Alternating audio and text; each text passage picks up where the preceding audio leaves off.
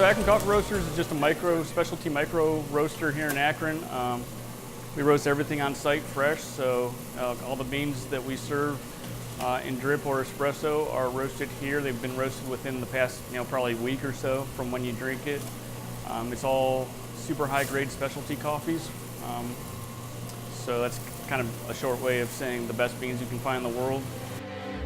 I was doing accounting work and I wasn't having a lot of fun doing accounting work.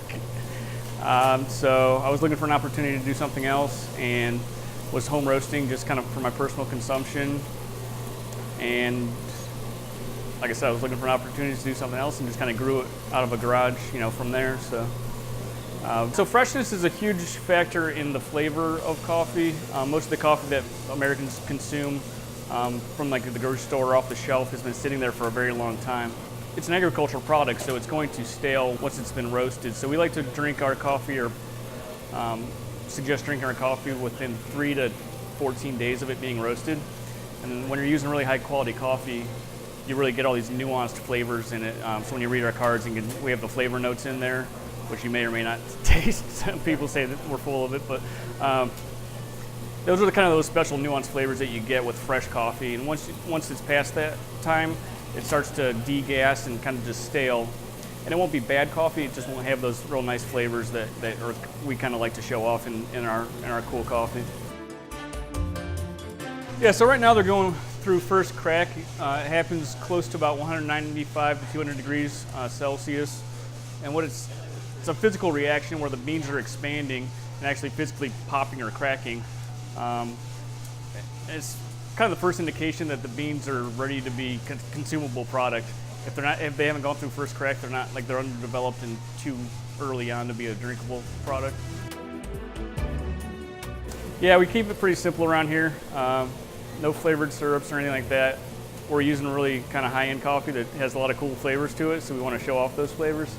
For our drip coffee, we do feature the coffees in pour over.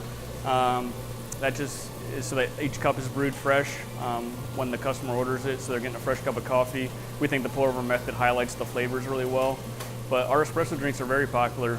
We have a specialty drink called a honey Cortado, which is a small espresso and steamed milk drink. It's about 6 ounces total, and we sweeten it with just a little bit of honey, so it's got that nice balance of coffee, but a little sweet and creamy milk to go along with it.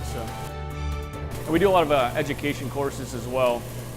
So for people that don't know a lot about coffee but want to learn, we have courses here and at the Art Museum throughout the year. We do courses on brewing basics. We'll teach you how to kind of the foundations of how to brew a cup of coffee. It's interesting because it's something that most people drink on a daily basis but don't really know all that much about. And once you start learning about it, there's a ton to know. There's a ton of different flavors you can experience through a cup of coffee. I think it's a cool way to experience things from around the world every morning. So there's a lot of fun things to do.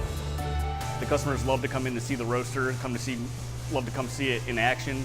A lot of people have never seen raw coffee before or seen the roasting process, so it just kind of makes that connection between the actual coffee itself, the roasting, and what they're drinking in the cup. So